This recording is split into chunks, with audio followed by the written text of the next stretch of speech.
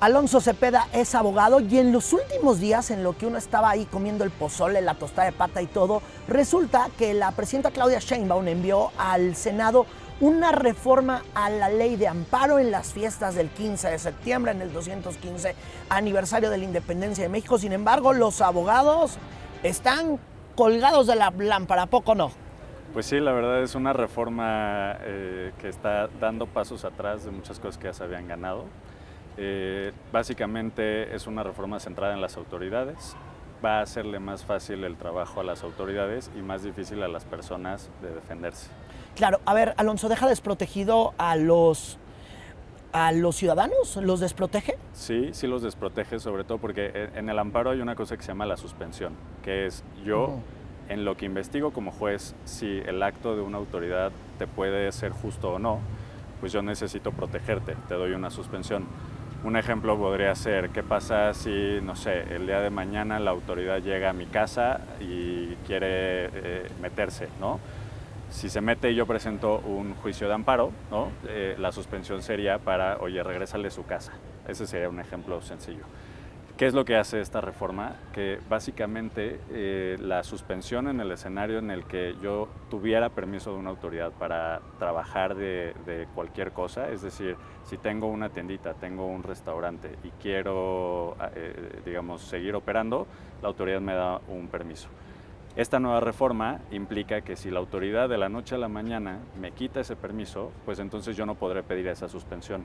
Y eso es sumamente grave porque en el momento en el que yo ya no puedo seguir trabajando, pues yo ya no puedo recibir un ingreso para pagar la colegiatura de mis hijos. Y el problema es que para cuando ya un juez de amparo me reconozca que ese acto de la autoridad fue injusto, pues ya va a ser muy tarde. Seguramente el dueño del local ya me echó porque no estoy pagando la renta. Mis hijos seguramente ya fueron echados de la escuela porque no estoy pagando la colegiatura. Entonces sí es una reforma que le va a pegar directamente a las personas, porque cualquier acto de las autoridades que nosotros consideremos injusto no va a ser suspendido, que esa es la palabra. A ver, claro, nada más hay que decirlo. El amparo es una creación del mexicano. La verdad es algo que se creó en México como tal, este juicio de amparo, hay que decirlo. Lo inventa Manuel Crescencio Rejón, lo inventan en Yucatán y con esta reforma le están matando básicamente el espíritu. Sí, porque la lógica de este juicio, que exactamente desde 1800 existe, fue precisamente que fuera un mecanismo de defensa de los derechos de las personas. Y eso gira prácticamente en torno a la suspensión. De a mí nada me sirve que me den una sentencia en un año si llevo un año sufriendo las consecuencias de un acto de autoridad. Por ejemplo, si ahora se dice este tema del congelamiento de cuentas de la UIF. Si la UIF tuviera cualquier sospecha, por más mínima que fuera, de que yo pudiera estar lavando dinero, es decir, que no se justifica de dónde están saliendo mis ingresos, pueden bloquear mis cuentas bancarias. Eso significa que yo no voy a poder usar ese dinero para pues, mi día a día, ¿no? Y obviamente se habla mucho de que los criminales pues, son el objetivo de esta reforma. El problema es que debería ser al revés. El juez no debería de dar una suspensión cuando se observe que pudiera haber una actividad criminal. Eso es como ahorita está la ley. La ley dice, si te congelan las cuentas y el juez observa que hay una actividad criminal alrededor, pues entonces no otorgo la suspensión para que ese dinero no lo utilices para actividades ilícitas. Con esta reforma se cambia la lógica, es primero te congelo las cuentas y luego tú como persona me tienes que comprobar a mi juez que tu dinero es lícito, pero es que yo no tendría ni siquiera por qué probarlo. Y ahí entra un tema de complejidad. ¿Cómo yo voy a probar que mi dinero es lícito? Por ejemplo, si yo soy un comerciante de frutas y verduras, ¿no? Pues no voy a estar yo reuniendo los comprobantes en los papelitos tal cual que me dan todas las personas que me compran las frutas y verduras para llevárselas al juez y decirle, oye, mi dinero sí es lícito, ¿no? O sea, ese es el tipo de situaciones en las que no están pensando quienes hicieron esta reforma y que va a generar muchos problemas a las personas. Claro, a ver, si estuviéramos en una conversación de café, ¿cómo tendríamos que decir qué es esta ley? A ver, para la gente que nos está viendo, que no sabemos nada de derecho, a ver, ayúdanos a entender un poquito. Esta ley básicamente rompe el amparo. O sea, el amparo está diseñado para defendernos de cualquier autoridad. De cuando sentimos que la autoridad se está pasando de lanza, Exacto. vamos y tramitamos un amparo para evitar, ¿no? Justamente. Que ese acto autoritario de la ley, abusivo de la ley, se aplique porque hay una violación, o creo yo, ciudadano, que hay una violación a mis derechos y necesito que un juez revise otra vez la determinación o el acto de autoridad, ¿no? Por decirlo así. Exactamente, tal cual. Es un mecanismo, digamos, en lo que investigan, pues que a mí no me afecten en la medida de lo posible, ¿no? Claro. Y el juez siempre tiene la digamos, discrecionalidad de identificar, pues precisamente dónde está la justicia y la injusticia. Un poco, de hecho, ellos sacaron una reforma al Poder Judicial diciendo ahora los jueces van a ser electos popularmente y entonces ahora va a darse justicia a la gente. Entonces no tendría sentido que ahorita necesiten reformar la ley para que esos jueces no puedan, precisamente cuando lo consideren, pues responderle a la gente que votó por ellos. Claro. A ver, por ejemplo, entonces hay muchísimas preguntas, inclusive alguien decía que si yo voy y tramito un amparo porque el recibo de la luz me llegó muy caro, ahí no aplicaría esta ley, ¿no? Ahí no aplica porque la luz, digamos... Es un servicio. Es un servicio. Que de una empresa gubernamental, un permiso, ¿no?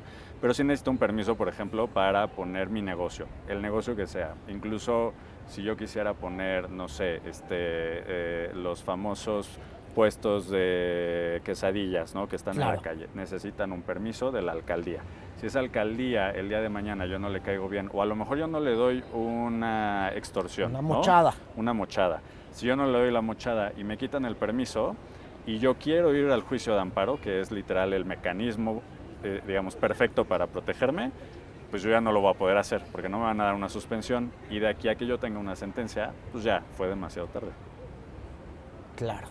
Y te pueden afectar los derechos en lo que investigan, ¿no? Exactamente, ¿no? Justo pues es que los derechos en el momento en el que la autoridad se mete conmigo, pues siempre hay afectaciones. Yo voy a tener que pagar a un abogado, yo voy a tener que de entrada entender por qué fue lo que yo pude haber hecho mal o no. Voy a tener que buscar las pruebas para defenderme. Por ejemplo, ¿no? Dicen que pues vas a probar que tus recursos son lícitos. Pues eso implica un costo para las personas, ¿no? Tener que contratar a alguien que les diga, oye, ¿cómo pruebo que mi dinero pues no viene del crimen organizado? Claro. ¿No? ¿Cómo les demuestro que ellos no me pagaron? Sí, está complicadísimo. Muy Está complicado. complicadísimo. Muy complicado. Ahora, por ejemplo, con esto también se pierden los amparos colectivos. ¿Qué pasa con los amparos colectivos? Justo el tema de los amparos colectivos es que hay, digamos, derechos que son comunes. Todas las personas tenemos, por ejemplo, derecho al medio ambiente, ¿no? Y entonces es difícil jurídicamente, pues, qué tanto derecho tienes tú y qué tanto derecho tengo yo. Y entonces se ha creado la figura del interés legítimo, ¿no? Es decir, ahí donde compartimos un espacio todos y tenemos un derecho compartido, tenemos un interés legítimo de cuidar ese derecho.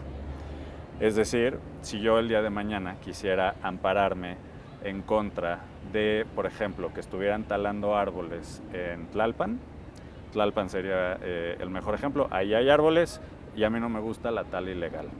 Con esta nueva reforma yo tengo que probar una afectación directa de la tala de árboles en Tlalpan. ¿Cómo yo voy a probar, si yo no vivo en Tlalpan, que eso me afecta?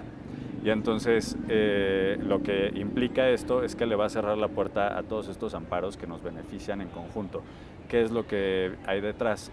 Se han promovido muchos amparos por parte de colectivos, precisamente, que han ganado, pues, digamos, estas batallas en la Suprema Corte, en los juzgados y en los tribunales, para obtener sentencias que puedan favorecer a muchas personas.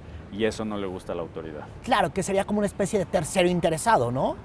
Yo, abogado, que le sé al tema, veo que esto está violando, pues voy y tramito un amparo colectivo y ya con esa resolución la gente pues puede... Exacto, más bien la lógica sería, por ejemplo, una agrupación que en su momento estuviera luchando por la selva cuando el Tren Maya la estaba deforestando. Si esa asociación estuviera aquí en Ciudad de México, con esta nueva reforma le van a decir, no, tú no tienes un interés porque estás en Ciudad de México y esto está pasando en la selva de, no sé, Chiapas. Entonces tú no puedes pedir un amparo para que se revise por qué se está talando la selva de Chiapas. Entonces, pues sí, básicamente le está amarrando mucho las manos. Únicamente las personas que viven en Chiapas podrían pedir el amparo, pero sabemos que Chiapas históricamente no ha tenido acceso a este tipo de mecanismos. Entonces, por eso necesita que asociaciones o colectivos los defiendan.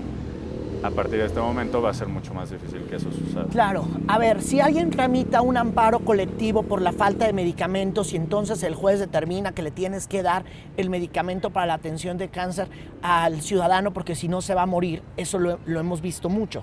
¿Qué pasa con esta nueva ley?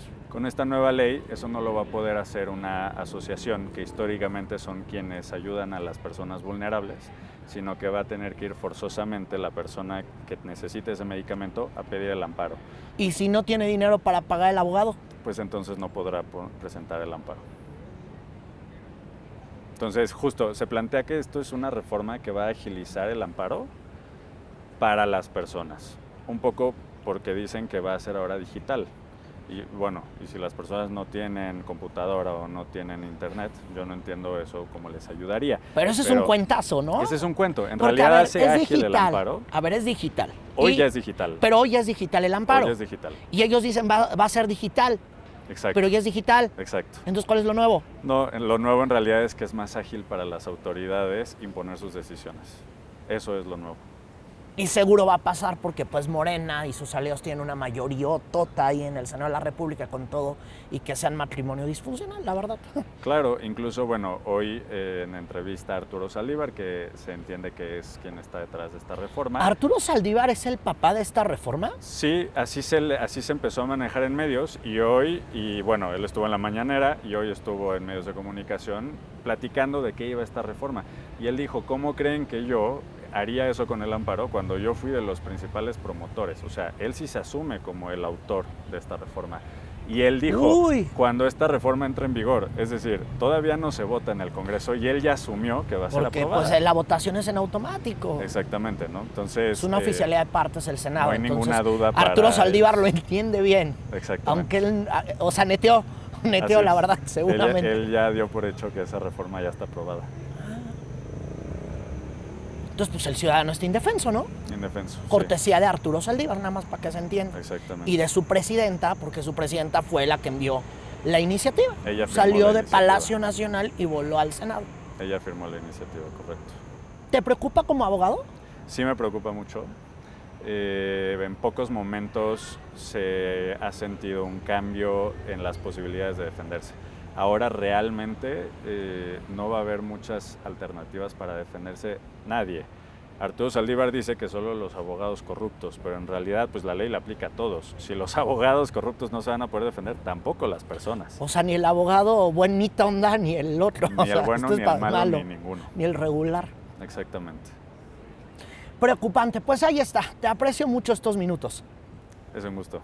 Claro, bueno, vamos a seguirle la mirada a esta iniciativa que, insisto, está en las comisiones del Senado y entonces todavía le queda un largo camino por recorrer, pero pues ustedes ya saben cómo son los legisladores de Morena que alzan la mano al compás de lo que se dicta en Palacio Nacional. Yo soy Irving Pineda, siga en la señal de Fuerza Informativa Azteca y en verdad, qué gusto andar por acá.